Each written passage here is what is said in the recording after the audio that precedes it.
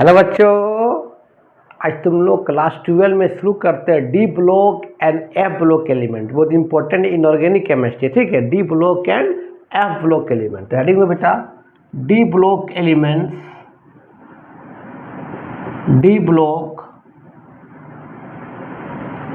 Elements and F block elements. F block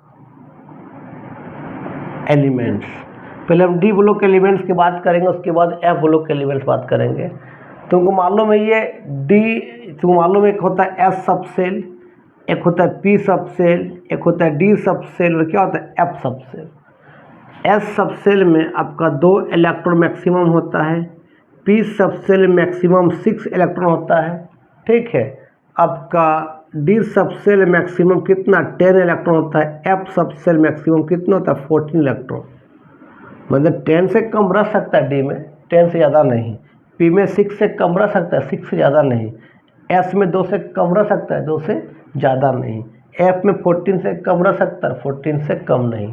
और याद रखना, जितना जैसे एस में बेटा 2 इलेक्ट्रॉन होता है, जितना इलेक्ट्रॉन होगा उसका आधा होगा ऑर्बिटल। 2 इलेक्ट्रॉन तो 1 ऑर्बिटल होगा। ऑर्बिटल को अभी एज ए बॉक्स से दिखाते हैं, बॉक्स जैसा। पी में बेटा 6 इलेक्ट्रॉन है, जितना इलेक्ट्रॉन होगा उसका आधा ऑर्बिटल, मतलब 3 ऑर्बिटल होंगे। कोई दिक्कत? डी में बेटा आपका 10 इलेक्ट्रॉन है, जितना इलेक्ट्रॉन होगा उसका आधा होगा ऑर्बिटल, मतलब 5 होंगे ऑर्बिटल, 1 2 3 4 5। एफ में बेटा 14 इलेक्ट्रॉन है, 14 इलेक्ट्रॉन तो कितना 7 ऑर्बिटल होंगे, 1 2 3 4 5 6 7। तुमको मालूम है कि एक ऑर्बिटल में मैक्सिमम 2 इलेक्ट्रॉन रहता है, एक क्लॉकवाइज और एक एंटी क्लॉकवाइज। क्लॉकवाइज को बोलते हैं हम लोग क्या, प्लस हाफ, और एंटी क्लॉकवाइज क्या बोलते हैं बता, माइनस हाफ बोलते हैं। कोई दिक्कत नहीं यार, ये सब लिखो। चलो लिख लिया होगा, वीडियो को रोक के लिख लेना, क्या दिक्कत है। अब सुनो बाबू, तुमको मालूम है कि ये आपका न्यूक्लियस होता है, सब बेसिक चीज़ बता रहे हैं। ये न्यूक्लियस होता है एटम का, ये फर्स्ट ऑर्बिट, ये सेकेंड ऑर्बिट, ये थर्ड ऑर्बिट, ये क्या फोर्थ ऑर्बिट, मान ले क्या एक फिफ्थ ऑर्बिट। तो बेटा फर्स्ट ऑर्बिट जो होता है, जब n का वैल्यू 1 होता है बेटा, उसको बोलते हैं फर्स्ट ऑर्बिट। फर्स्ट ऑर्बिट, ठीक है। और फर्स्ट ऑर्बिट में ओनली एस सब सेल होता है। ये वाला, ये अगर n का वैल्यू 1 है, ये 2 है, ये 3 है, ये 4 है, ठीक है, ये मान लेते हैं 5 है। तो फर्स्ट ऑर्बिट में ओनली क्या होता है, एस सब सेल होता है। जब n का वैल्यू बेटा 2 होगा तो इसको बोलते हैं सेकेंड ऑर्बिट बोलते हैं। और सेकेंड ऑर्बिट में s और p सब सेल होता है। s और p मतलब d स्टार्ट होता है बेटा, ये सेकेंड ऑर्बिट वाला ये हो गया, तो ये s और p हुआ। जैसे ही n का वैल्यू बेटा 3 लेते हैं, 3 मतलब कौन, थर्ड ऑर्बिट। जैसे थर्ड ऑर्बिट आएगा बेटा, वहाँ पर आपका s p d शामिल होगा, मतलब d सब सेल कहाँ आता है, थर्ड ऑर्बिट से आता है, मतलब यहाँ से s p d हो जाएगा। जब n का वैल्यू हम फोर्थ लेते बेटा, 4 का मतलब कौन सा ऑर्बिट, याद रखो फोर्थ ऑर्बिट। जैसे फोर्थ ऑर्बिट लेंगे तो वहाँ क्या आएगा, s भी आ जाएगा, p भी, d भी और f भी आ जाएगा। जब हम यहाँ पर ये फोर्थ में s p d f आ जाएगा। अगर हम लोग n का वैल्यू बेटा 5 ले लेंगे, 5 का मतलब बेटा क्या होगा बताओ, फिफ्थ ऑर्बिट हो जाएगा। अब फिफ्थ ऑर्बिट में आएगा आपका s भी आ जाएगा, p भी आ जाएगा, d भी आ जाएगा, f और g भी आ जाएगा। g के बारे में उतना पढ़ना नहीं है, लेकिन g सब सेल भी आ जाएगा यहाँ पर, s p d f g। तो तुमको मालूम है कि s में होता है 2 इलेक्ट्रॉन, p में 6, d में 10, f में 14, g में कितना होगा, कितना डिफरेंट है देखो तो, 2 हो s में, 6 p में, d में 10, f में 14, कितना डिफरेंस देखो तो 4 का डिफरेंस है। तो 14 में 4 जोड़ दो कितना हो जाएगा 18, मतलब जी में आपका 18 इलेक्ट्रॉन होगा। अब जी आया नहीं, जी के बारे में डिटेल पढ़ना नहीं है, लेकिन जी में कितना होगा 18 इलेक्ट्रॉन। ये आपका S सब सेल, ये आपका P सब सेल, ये आपका D सब सेल, ये आपका F सब सेल, ये आपका G सब सेल। जी में कितना होगा 18 इलेक्ट्रॉन होगा। ठीक है, इसको लिखो पहले। चलो, तो इतना तुम लोग जान लिए, सब बेसिक चीज़ है। अब हम बात करते हैं डी ब्लॉक एलिमेंट किसको कहते हैं। जो एलिमेंट का लास्ट इलेक्ट्रॉन डी सबसेल में इंटर करता है उसको बोलते हैं डी ब्लॉक एलिमेंट बोलेंगे, है ना। मतलब दोज एलिमेंट बेटा, दोज एलिमेंट्स विच आर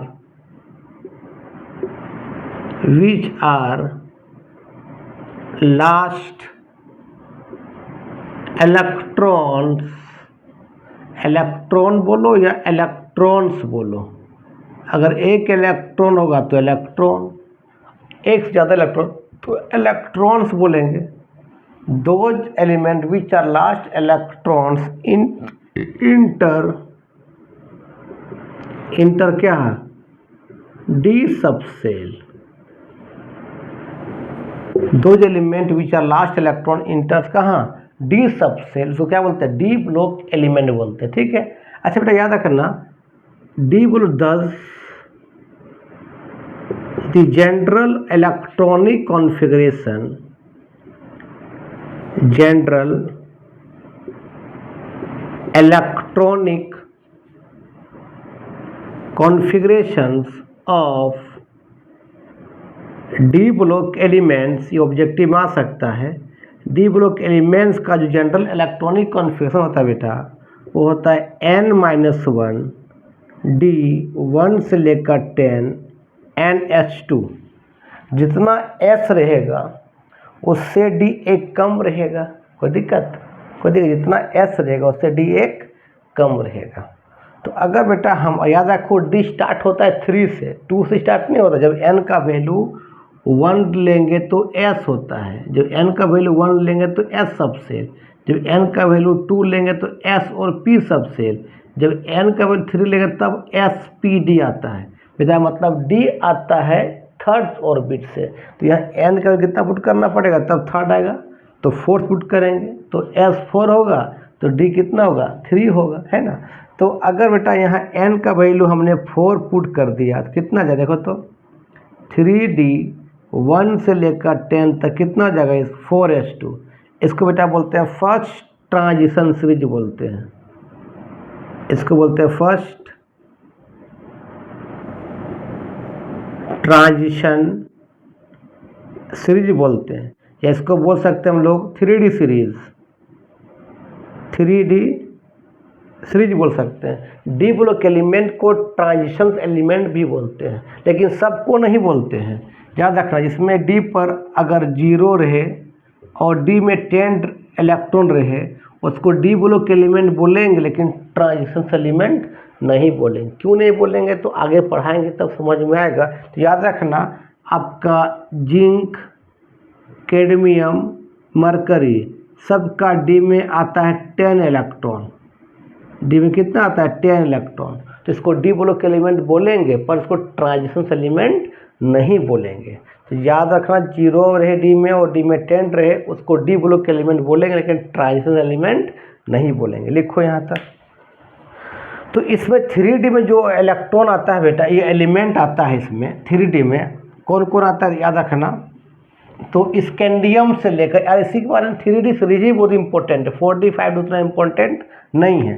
तो 3D सीरीज में बेटा आपका आता है स्कैंडियम, पहले 21 होता है, उसके बाद क्या होता है टाइटेनियम, इसका होता है 22, फिर वेरेनियम आपका 23, क्रोमियम आपका 24, आपका मैग्नीज Mn आपका 25, आयरन 26, कोबाल्ट आपका 27, निकेल आपका कितना 28, कॉपर 29 और जिंक 30। बेटा ये 3D सीरीज है, ये शुरू होगा देखना, ये शुरू होगा 3D1 लास्ट वाला इलेक्ट्रॉनिक कॉन्फ़िगरेशन कर रहे हैं। 3D1 कहाँ से 4s2 से, और ख़त्म कहाँ हो जाएगा बेटा, ये ख़त्म हो जाएगा 3d10 4s2 में, मतलब डी में एक एक इलेक्ट्रॉन बढ़ते जाएगा। और इसके बारे में बहुत इंपॉर्टेंट है, इसको याद रखना। 21 से लेकर 30 तक सब एलिमेंट का नाम और एटॉमिक नंबर और इलेक्ट्रॉनिक कॉन्फ़िगरेशन थोड़ा सा याद रखना, ठीक है। हम इलेक्ट्रॉनिक कॉन्फ़िगरेशन करके दिखा भी देते हैं। तुम लोग पढ़ा है क्लास 11 में ऑफ वह प्रिंसिपल कि इलेक्ट्रॉन कहाँ भरता है, लो सबसेल से हाई सबसेल तक, है ना। कैसे होता है तुम बताए थे इस तरह से कि कैसे लिखते हैं हम लोग, 1s लिखते हैं, फिर 2s लिखते हैं, फिर 3s लिखते हैं, फिर 4s लिखते हैं, फिर 5s, फिर 6s 7s। जब p लिखेंगे तो ऊपर एक s को छोड़ना और एक नीचे छोड़ना, तो यहाँ से लिखना 2p, सब तुमको मालूम है, 3p, फिर 4p, फिर 5p, फिर 6p। जब d लिखोगे तो p का एक ऊपर छोड़ना और एक नीचे, मतलब यहाँ से बेटा आपका जब p लिख लिए, जब d लिखेंगे तो p का एक ऊपर छोड़ना और एक नीचे, यहाँ क्या होगा 3d हो जाएगा, ये 4d हो जाएगा, ये 5d हो जाएगा। जब f लिखोगे d का एक ऊपर छोड़ना नीचे, तो यहाँ से लिखोगे 4f। पहले इलेक्ट्रॉन किस में आएगा बेटा, 1s में भरेगा, फिर 2s में, फिर 2p में, फिर 3s में, फिर 3p में, फिर 4s में, फिर 3d में, फिर 4p में, 5 में, इस तरह जाएगा। अगर आपको निकालना बेटा स्कैंडियम का, तो स्कैंडियम कितना होता है, 21 होता है बेटा। पहले क्या होगा बता, तो 1s, s में कितने मैक्सिमम इलेक्ट्रॉन 2 होते हैं 1s। फिर कौन होगा बता 2s, तो s में कितने 2 होते हैं, 2s2 होंगे। 2s का कौन आ रहा है बेटा 2p, p में कितने होते हैं 6 होते हैं मैक्सिमम, 2p 6। और कितना आता है 3s, s में कितने मैक्सिमम होते हैं 2 इलेक्ट्रॉन होते हैं। 3s का बेटा क्या आ गया देखो 3p, p मैक्सिमम कितने होते हैं 6 होते हैं। 3p को कितना होते हैं 4s2, s में कितने 2, तो 4s2, देखो 20 हो गया। हमको 21 लाना है, कितना घट रहा है देखो, तो 4s को 3d आ रहा है, तो d में 10 से कम रह सकता है, घट कितना रहा है 1 घट रहा है, तो बेटा कितना आ जाएगा 3d1 आ जाएगा। अब याद रखना, हम भी बताया बेटा जब n का वैल्यू 3 होता है वहाँ आपका s भी होगा, p भी होगा, d भी होगा, एनर्जी लेवल के अकॉर्डिंग। ऑर्बिट को एनर्जी लेवल ही बोलते हैं। तो ऑर्बिट के अकॉर्डिंग पहले जब 3 आ जाएगा तो 3s 3p 3 तीनों होना चाहिए। बीच में कौन आ गया 4s आ गया। इसको अरेंज करो थोड़ा सा, d को इसको पहले ले आओ, उसके बाद इसको 4s को घसका दो ऑर्बिट के अकॉर्डिंग, ठीक है। ये ऑर्बिट को एनर्जी लेवल बोलते हैं। तो बेटा पता क्या आ जाए देखो, तो यहाँ क्या आ जाए देखो, तो ऐसे इसको ऐसे लिख देंगे हम लोग 3d1 और क्या हो जाएगा 4s2, लास्ट का यही आ गया 3d1 4s2 आ गया। तो इसका और एक तरीका है कि देखो इसके पीछे नोबल गैस कौन है, तो आर्गन है। तो आर्गन कितना होता है 18 होता है, देखो तो 18 यहाँ तक 18 हो गया, देखो तो 10 12 देखो 2 2 4 10 12 18 यहाँ तक। तो बेटा यहाँ तक के लिए हम सिंपली क्या लिखेंगे, स्कैंडियम 3p6 तक, यहाँ तक तेरा 18 आर्गन का आ गया, तो यहाँ आर्गन लिख देंगे, ये 18 लिख देंगे। लास्ट में कितना है देखो, तो लास्ट बेटा कितना आ गया 3d1 और 4s2। आप डी में एक एक बढ़ते जाएगा और क्या। अगर हम लिखेंगे टाइटेनियम का लिखेंगे बेटा तो 22, अब कुछ मत करेंगे, सिंपली क्या लिखेंगे आर्गन लिख देंगे और एक बढ़ा देंगे, यहाँ 18 हो जाएगा, डी में एक बढ़ाते चला जाएंगे 3d2 और क्या हो जाएगा 4s2, एक बढ़ाते जाएंगे डी में, 1 से लेकर 10 तक चला जाएगा। उसके वेरेनियम आ जाएगा 23 होगा बेटा, आर्गन कितना बता 18 होगा, 3d3 कितना हो जाएगा 4s2 होगा। जब क्रोमियम होगा बेटा, क्रोमियम कितना होता है 24, तुमको मालूम है कितना होगा, आर्गन ये 18 कितना होगा 3d4 और कितना होगा 4s2। याद रखना बाबू, डी पर कभी भी 4 और डी पर कभी भी 9 नहीं होता है, क्योंकि तुमको मालूम है क्लास 11 में पढ़ चुके स्ट्रक्चर ऑफ एटम में डी पर अगर 5 रहे, डी पर 10 रहे और डी पर 0, इसको स्टेबल बोला जाता है। 5 को बोलते हैं हाफ फिल, 10 को बोलते हैं फुल फिल, 0 बोलते हैं 0 फिल। तो 4 भी 5 के करीब है और 9 भी 10 के करीब है, तो 4 5 बनना चाहेगा और 9 10 बनना चाहेगा स्टेबल होने के लिए। तो बेटा यहाँ पर थोड़ा सा ये s का एक इलेक्ट्रॉन ये ले लेता है क्रोमियम इस तरह से, और ये आपका बन जाता है 3d5 और 4s1 स्टेबल होने के लिए, ठीक है। लिखो यहाँ तक।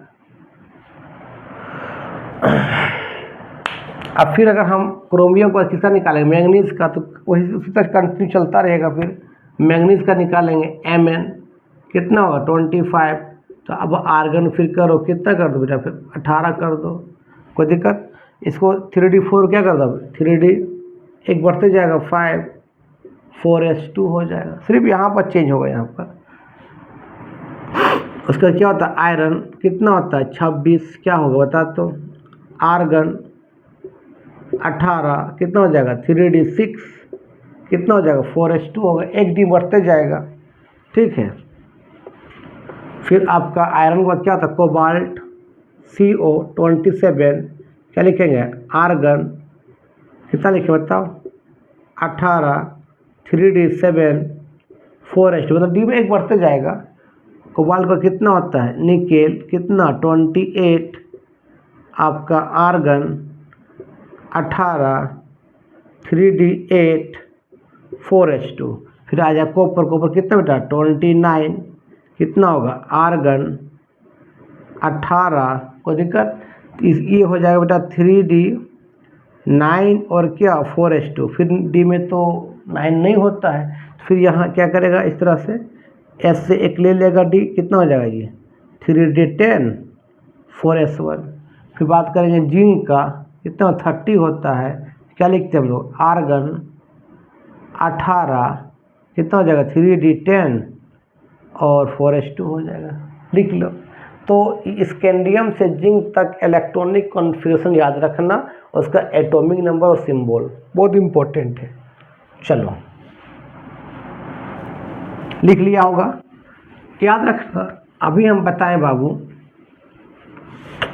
स्कैंडियम से बेटा, स्कैंडियम 21 से लेकर बेटा अगर जिंक तक जाएगा तो ये शुरू होगा 3d1 से लेकर 4s2 और ख़त्म होगा 3d10 और 4s2।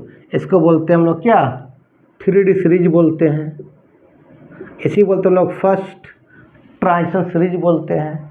दूसरा इसमें होता है ये आपका यथरियम Y, इसको बोलते हैं यथरियम बोलते हैं, YTTRUM यथरियम, इसका होता है 39, ये ख़त्म होता है कैडमियम CD आपका 48 में, ये शुरू होता है 4d1 5s2, जितना S रहेगा उससे D एक कम रहेगा ना, जितना S रहेगा उससे D एक कम रहेगा।